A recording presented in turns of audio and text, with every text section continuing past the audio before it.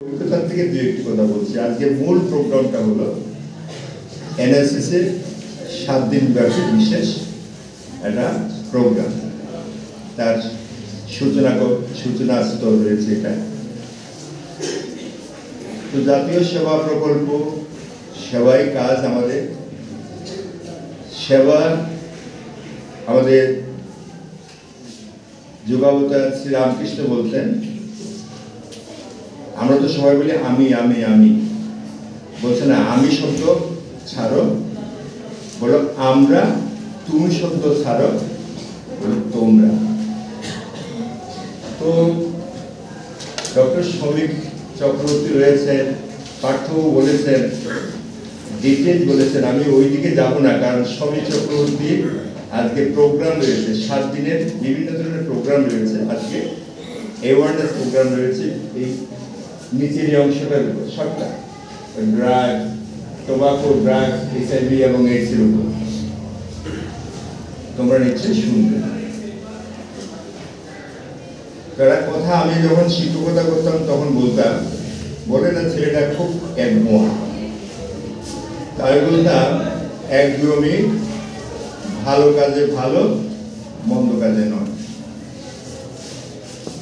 যখন অনেকটা যদি ভালো আমি ভাববো, তখন তুমি এটার জন্য খুব একগুঁয়েমি করো, কোনো অসুবিধা নেই। কিন্তু যখন তুমি বুঝবে এটা ভালো নয়, মন্দ, এটা ছাড়বো। এটা আজকে শেষ লাইনের প্রোগ্রাম। ডক্টর শ্রমিক চক্রবর্তী নিশ্চয়ই বলেছেন আমাদের পাঠ্য। তো আমি সেবার উপর, সেবা কীভাবে করতে পারেন, আমাদের প্রদীপ প্রধান শুরুতেই বলেছিলেন, বাড়ি থেকেই সেবা শুরু করুন। বাড়ির পার্শ্ববর্তী পরিবেশ রয়েছে, সেই সমাজ রয়েছে, রাজ্য রয়েছে, দেশ রয়েছে, এইগুলোই তো নরেন্দ্রনাথ স্বামী বিবেকানন্দ হয়েছে। তো সেবা যদি আমি করতে পারি, তার আগে আমাকে প্রস্তুত করতে হবে, আমার মন মানসিকতাটাকে সেই জায়গাতে নিতে হবে, নইলে আপনি এগোতে পারবেন।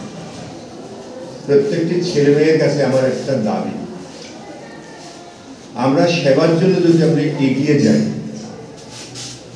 দেখো মানুষের জীবন শতাধিকও হতে পারে, 100 বা তার চেয়ে কম।